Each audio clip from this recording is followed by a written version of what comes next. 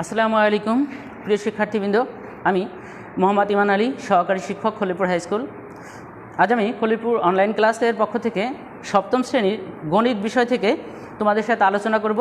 আমরা গত ক্লাসে তোমাদের সাথে পরিমাপ অধ্যায় থেকে সূত্র নিয়ে আলোচনা করেছিলাম, আর বলা হয়েছিল যে পরবর্তী ক্লাসে আমরা ওই সূত্রগুলো ব্যবহার করে অঙ্ক করব। প্রিয় শিক্ষার্থীরা, তোমরা খাতা, কলম, পেন্সিল, ক্যালকুলেটর এগুলো নিয়ে প্রস্তুত হও। আমরা ইতিমধ্যে অঙ্কে চলে যাব।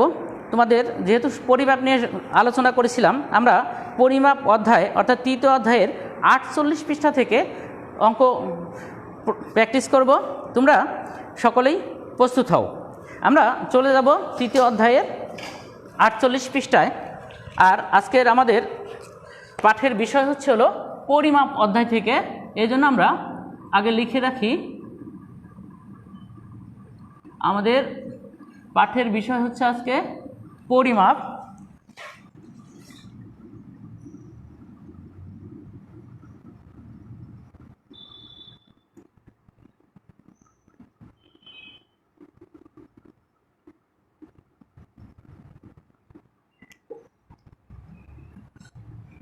বিষয় গণিত, অর্থাৎ সপ্তম শ্রেণীর গণিতের তৃতীয় অধ্যায় থেকে আমরা পরিমাপের অঙ্ক প্র্যাকটিস করব।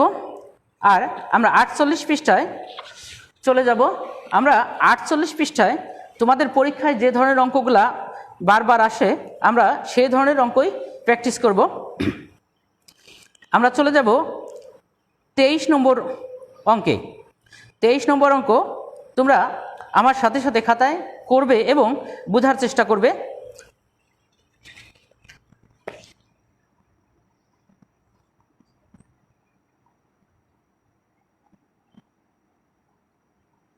আটচল্লিশ বাই 23 অর্থাৎ 48 পৃষ্ঠার 23 নম্বর অঙ্ক। তোমাদের যাদের কাছে বই আছে, তোমরা আমার সাথে অঙ্কটি লক্ষ্য করো। আমি পড়ব, তোমরা ভালো করে খেয়াল করবে। একটি আয়তাকার বাগানের দৈর্ঘ্য ও প্রস্থ যথাক্রমে 60 মিটার এবং 40 মিটার।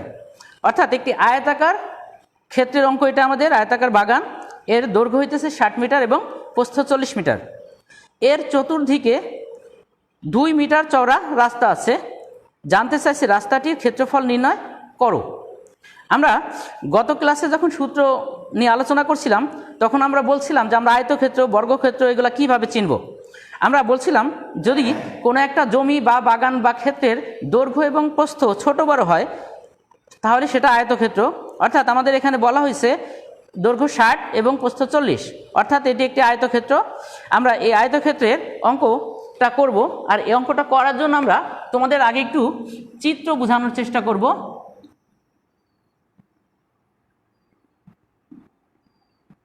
আমাদের অঙ্কটার চিত্র এমন হবে, একটা আয়তক্ষেত্র দেওয়া আছে, এর দৈর্ঘ্য বলা হয়েছে 60 এবং প্রস্থ বলা হয়েছে 40।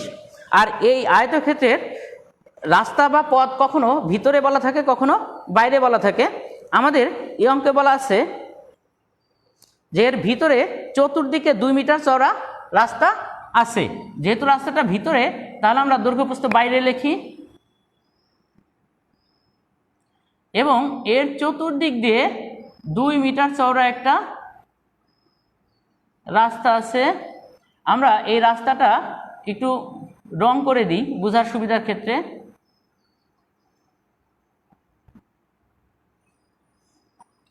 এই প্রত্যেকটা রাস্তা প্রত্যেক দিকেই চারদিকে 2 মিটার করে। আমরা এখন পরিমাপের অঙ্ক করতে গেলে প্রথমে আমাদের যে দৈর্ঘ্যপ্রস্থ দেওয়া থাকে, এই দৈর্ঘ্যপ্রস্থ দিয়ে আমাদের প্রথমে ক্ষেত্রফলটা নির্ণয় করতে হয়। আর সেই ক্ষেত্রফল নির্ণয় করার পরে আমাদের লক্ষ্য করতে হবে রাস্তা বা পথ ভিতরে না বাইরে। যদি রাস্তা ভিতরে থাকে, তাহলে আমরা রাস্তা বাদ দিয়ে দৈর্ঘ্যপ্রস্থ বের করি, ক্ষেত্রফল বের করি। আর রাস্তা যদি বাইরে হয়, তাহলে আমরা যোগ করে সহ বের করি। এজন্য আমরা শুরুতেই যে আয়তক্ষেত্রের দৈর্ঘ্যপ্রস্থ দেওয়া আছে, এই দৈর্ঘ্যপ্রস্থ ব্যবহার করে ক্ষেত্রফলটা নির্ণয় করি। তাহলে আমরা শুরুতে লিখব দেওয়া আছে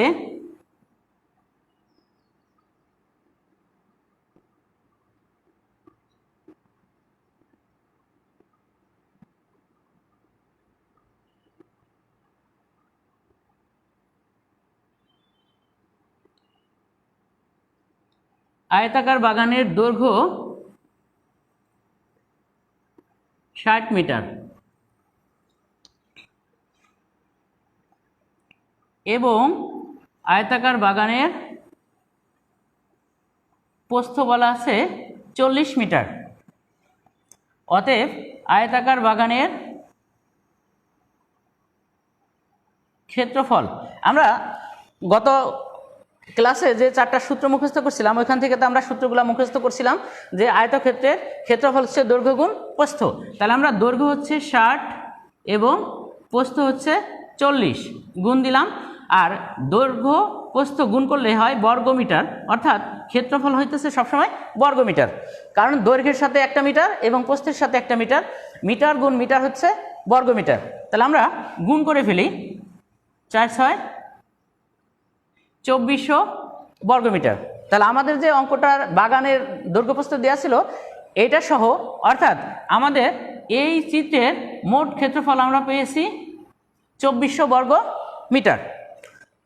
এবং এখান থেকে আমাদের জানতে চাওয়া হয়েছে যে আমি যে চিত্রটা রাখছি, রাস্তাটা আমি রং করে রাখছি, অর্থাৎ এই রাস্তার ক্ষেত্রফল। এই রাস্তার ক্ষেত্রফল বের করার সূত্র হইতেছিল মোট ক্ষেত্রফল থেকে এই যে মাঝখানে যে ক্ষেত্রফলটা আছে এই ক্ষেত্রফলটা আমরা বাদ দিয়ে দিব। মোট ক্ষেত্রফল থেকে আমাদের মাঝখানে যে সাদা অংশ আছে এই অংশটা যদি আমরা বাদ দিই তাহলে আমাদের থাকবে রাস্তাটা, যে রং করা হয়েছে। আবার কোনো কোনো অঙ্কে জানতে চায় রাস্তা বাদে ক্ষেত্রফল, তখন আমরা মোট ক্ষেত্রফল থেকে রাস্তা বাদ দিব। অর্থাৎ আমাদের দুইটা জিনিস মাথায় রাখতে হবে, মোট ক্ষেত্রফল থেকে রাস্তা বাদ দিলে বেরোবে ভিতরের ক্ষেত্রফল, আর মোট ক্ষেত্রফল থেকে ভিতরের ক্ষেত্রফল বাদ দিলে বেরোবে রাস্তার ক্ষেত্রফল। যেহেতু আমাদের রাস্তার ক্ষেত্রফল জানতে চেয়েছে সেজন্য আমরা এখন কি বের করব, রাস্তা বাদে এই ভিতরের ক্ষেত্রফলটা আমরা বের করব। তাহলে দ্বিতীয় অংশে আমরা চলে যাই, আমরা লিখব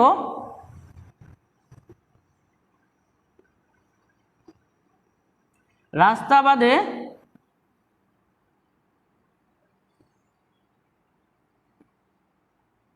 বাগানের দৈর্ঘ্য। রাস্তা বাদে বাগানের দৈর্ঘ্য, আমাদের দৈর্ঘ্যটা ছিল হলো 60, এখান থেকে আমাদের মাইনাস হবে। তোমরা লক্ষ্য করো, রাস্তা যদি আমরা দৈর্ঘ্য থেকে বাদ দিই, উপরে আছে রাস্তা 2, নিচে আছে রাস্তা দৈর্ঘ্য বরাবর 2, অর্থাৎ 2 2 4। এজন্য আমরা ব্র্যাকেটে লিখে দিব 2 গুণ 2 মিটার, অর্থাৎ 60 থেকে 2 আর 2 4 বাদ দিলে থাকে কত, 56 মিটার। এবং রাস্তা বাদ দিয়ে বাগানের প্রস্থ আমরা বের করে ফেলবো। রাস্তা বাদে বাগানের প্রস্থ হচ্ছে, আমাদের প্রস্থ ছিল হলো 40, এখান থেকে বাদ যাবে হলো প্রস্থ বরাবর বাম পাশে 2 আছে, প্রস্থ বরাবর ডান পাশে 2 আছে, অর্থাৎ 2 যোগ 2 2 যোগ 2 মিটার। তাহলে লক্ষ্য করো আমাদের 40 থেকে 2 আর 2 4 বাদ দিলে থাকে হলো 36 মিটার। প্রিয় শিক্ষার্থী, আমরা তাহলে এখন বলছিলাম যে আমরা রাস্তা বাদে দৈর্ঘ্য প্রস্থ পাইছি বা পেয়েছি, অর্থাৎ আমরা এখন রাস্তা বাদে ক্ষেত্রফলটা নির্ণয় করব। আমি যেহেতু মোট ক্ষেত্রফল 2400 পেয়েছিলাম, এটা আমি বাম পাশে বা চিত্রে এখানে লিখে রাখছি, এজন্য আমি এখন উপরের অংশটা মুছে ফেলবো। আর উপরের অংশটা মুছে ফেলবো, তোমরা যারা অঙ্কটি তুলছো তারা দ্রুত তুলে ফেলো। আমি এটা মুছার জন্য উপরের অংশটা শুধু মুছবো। এই উপরের অংশটা মুছে আমি নির্ণয় করব রাস্তা বাদে বাগানের ক্ষেত্রফল। অর্থাৎ আমি এই দ্বিতীয় অংশটা এখান থেকে এখানে চলে যাব, আমি এখান থেকে তোমাদের একটা অ্যারো দিয়ে বুঝিয়ে দিলাম যে আমি নিচ থেকে উপরে চলে যাচ্ছি। তাহলে আমরা এখানে লিখব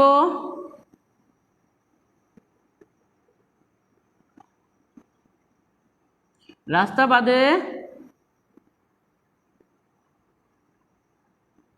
বাগানের ক্ষেত্রফল। রাস্তা বাদে বাগানের ক্ষেত্রফল আমাদের সূত্র তো একই থাকবে, দৈর্ঘ্য গুণ প্রস্থ। আর ক্ষেত্রফল আমরা বলছিলাম দৈর্ঘ্যের মিটার প্রস্থের মিটার গুণ করলে হলো বর্গ মিটার। প্রিয় শিক্ষার্থী, আমরা ক্যালকুলেটর হিসাবটা যোগ করে ফেলি।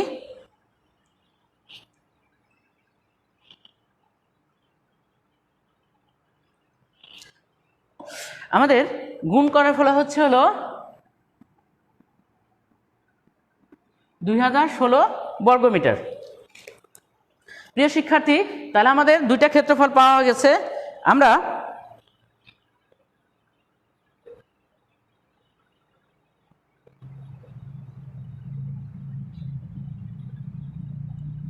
তাহলে প্রিয় শিক্ষার্থী আমরা দুটো ক্ষেত্রফল নির্ণয় করে ফেলছি।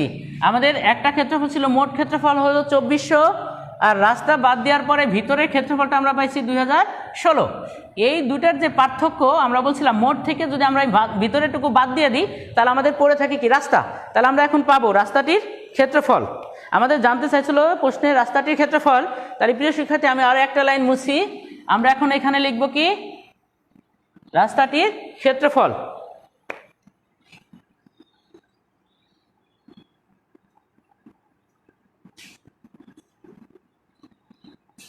রাস্তাটির ক্ষেত্রফল সমান, আমরা শুরুতে বলছিলাম যে শিক্ষার্থীবৃন্দ যে আমরা মোট ক্ষেত্রফল থেকে যদি ভিতরে ক্ষেত্রফল বাদ দিই বেরোবে রাস্তা, এবং মোট ক্ষেত্রফল থেকে যদি আমরা রাস্তা বাদ দিই তাহলে বেরোবে ভিতরে ক্ষেত্রফল। যেহেতু আমাদের জানতে চাইছে রাস্তা, তাহলে আমরা মোট ক্ষেত্রফল বের করে রাখছিলাম 2400, এখান থেকে আমরা বাদ দিয়ে দিব 2016 বর্গ মিটার। এটা বিয়োগ করলে আমাদের হবে হলো 384 বর্গ মিটার। তাহলে প্রিয় শিক্ষার্থীবৃন্দ আমরা আমাদের উত্তর পেয়ে গেছি, আমাদের রাস্তাটির ক্ষেত্রফল হবে 384 বর্গ মিটার। তোমরা দ্রুত অঙ্কটি তুলে ফেলো, আমরা এর পরবর্তীতে আরও একটা অঙ্কে যাব। আর গত ক্লাসে আমি তোমাদের বারবার বলছিলাম যে আমরা একটা সূত্র থেকে কিন্তু 4টা সূত্র কিভাবে তৈরি করা যায় করছিলাম, আর একটু খেয়াল করে দিলেই আমরা খুব সহজেই ওই সূত্রগুলো মুখস্থও করে ফেলতে পারবো। অর্থাৎ কোনো জমি, বাগান, পুকুর যে ক্ষেত্রফলে আমরা বের করি, এর ক্ষেত্রফল হতে ছিল 2টা বাহুর গুণফল। সেটা দৈর্ঘ্য আর প্রস্থ হইতে পারে, ভূমি উচ্চতা হইতে পারে, তোমাদের তো শেখানো ছিল সূত্র থেকে, বা আমি একটা সূত্র দিয়ে 4টা কীভাবে বানিয়েছিলাম সেখান থেকে তোমরা খুব সহজেই ক্ষেত্রফলের সূত্রগুলা মুখস্থ করে ফেলতে পারবা। যে আয়তক্ষেত্র হইতেছিল দৈর্ঘ্য গুণ প্রস্থ, সেইভাবে আমরা প্রথমে মোট ক্ষেত্রফল নির্ণয় করলাম, মোট থেকে আমরা ভিতরেরটা ক্ষেত্রফল নির্ণয় করে বাদ দিলাম, অর্থাৎ আমাদের রাস্তার ক্ষেত্রফল। আবার এখানে যদি আমাদের রাস্তা দেওয়া থাকতো তাহলে আমরা মোট থেকে রাস্তা বাদ দিয়ে ভিতরের ক্ষেত্রফলেও যাইতে পারতাম। দ্রুত তোমরা অঙ্কটি তুলে ফেলো প্রিয় শিক্ষার্থীরা, আমরা এরপরে 24 নম্বর অঙ্কটি করব।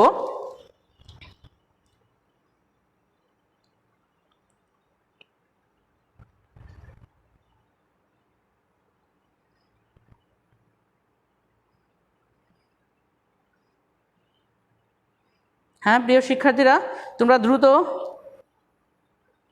অঙ্কটি তুলে ফেলো।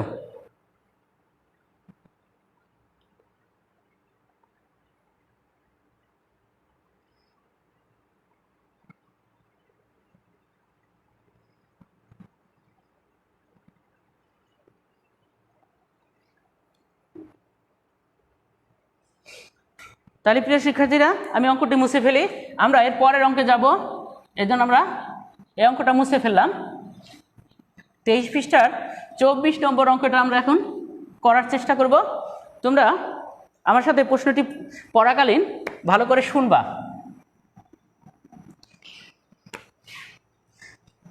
আমরা প্রশ্ন যদি ভালো করে না বুঝতে পারি তাহলে কিন্তু অঙ্কের সমাধান করতে পারবো না। এজন্য অঙ্কটা বোঝার আগে প্রশ্নটা কি জানতে চাইছে এবং কি তথ্য দিয়ে আছে এটা ভালো করে বুঝতে হয়। এজন্য প্রশ্নটা আগে বোঝা জরুরি। আমি প্রশ্নটা যখন পড়ি তোমরা ভালো করে শুনবা। আমাদের 24 নম্বর অঙ্কে দেখো বলা হয়েছে একটি ঘরের দৈর্ঘ্য হচ্ছে প্রস্থের 3 গুণ। অর্থাৎ এটা তো আমরা সবসময়ই জানি যে আয়তক্ষেত্রের অঙ্ক হলে দৈর্ঘ্য সবসময় বড় হয় এবং প্রস্থ সবসময় ছোট হয়। এখানে যত গুণই বলছে যেহেতু প্রস্থ হবে যা, দৈর্ঘ্য হবে তার 3 গুণ। দ্বিতীয় অংশে বলতেছে প্রতি বর্গমিটারে 7.5 টাকা দরে ঘরের মেঝে কার্পেট দিয়ে মুড়তে 1102 টাকা 50 পয়সা ব্যয় হয়েছে। জানতে চেয়েছে ঘরটির দৈর্ঘ্য ও প্রস্থ নির্ণয় করো। যদি কোনো অঙ্কে কোনো ঘর বলুক, জমি, বাগান, পুকুর যাই বলুক, দৈর্ঘ্য প্রস্থ জানতে চায় তাহলে মনে করবা যে আমাদের অবশ্যই ক্ষেত্রফল জানতে হবে। যদি ক্ষেত্রফল দেওয়া থাকে সেখান থেকে আমরা দৈর্ঘ্য প্রস্থ নির্ণয় করতে পারি, অথবা পরিসীমা দেওয়া থাকলে। এইখানে আমাদের অঙ্কের উদ্দীপকের তথ্যটা দেওয়া আছে, দেখো লক্ষ্য করে, এইখানে কোনো ক্ষেত্রফল দেওয়া নাই, কোনো পরিসীমাও দেওয়া নাই।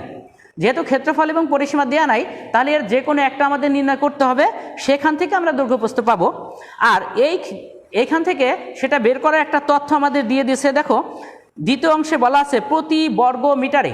এই বর্গমিটার শব্দ আমরা পাইলে আমরা সেখান থেকে বুঝতে পারি এটা ক্ষেত্রফলের সাথে সম্পর্কযুক্ত, অর্থাৎ এর সাথে ক্ষেত্রফল যুক্ত আছে। তাহলে যেহেতু প্রতি বর্গমিটারে 7.5 টাকা খরচ হয় এবং মোট খরচ 1102 টাকা 50 পয়সা, এখান থেকে প্রিয় শিক্ষার্থীরা আমরা ক্ষেত্রফল নির্ণয় করে ফেলতে পারবো খুব সহজেই। তাহলে আমরা ক্ষেত্রফলটা আগে নির্ণয় করি। আমরা এখানে লিখব যে 7.5 টাকা খরচ হয় 1 বর্গমিটারে। এই নিয়মে, ঐকিক নিয়মে করে আমরা কি করব, ক্ষেত্রফলটা আগে নির্ণয় করব। 7.5 টাকা ব্যয় হয় 1 বর্গ মিটারে। 1 টাকা ব্যয় হয়, 1 টাকা যখন তখন কম হবে, ঐকিক নিয়ম আমরা জানি যে উপরে যে তথ্যটা থাকে তার নিচের সংখ্যা যদি ছোট হয় এখানে যা কম হবে এজন্য ভাগ হবে। যেহেতু 1 ছোট এই জন্য 7.5টা কোথায় গেল, নিচে চলে গেল। এবং আমাদের বলা আছে আমাদের মোট খরচ হয়েছে 1102 টাকা 50 পয়সা, অর্থাৎ মোট টাকা খরচ হলো কত বর্গমিটারে, সেটাই হচ্ছে ক্ষেত্রফল। আমরা এখন ক্ষেত্রফলটা নির্ণয় করে ফেলি। তাহলে দেখো প্রিয় শিক্ষার্থীরা, আমরা ঐকিক নিয়ম ব্যবহার করে আমরা খুব সহজেই কী করতে পারবো, এর ক্ষেত্রফলটাকে নির্ণয় করে ফেলতে পারবো। তাহলে আমরা ক্ষেত্রফলটা নির্ণয় করে ফেলি।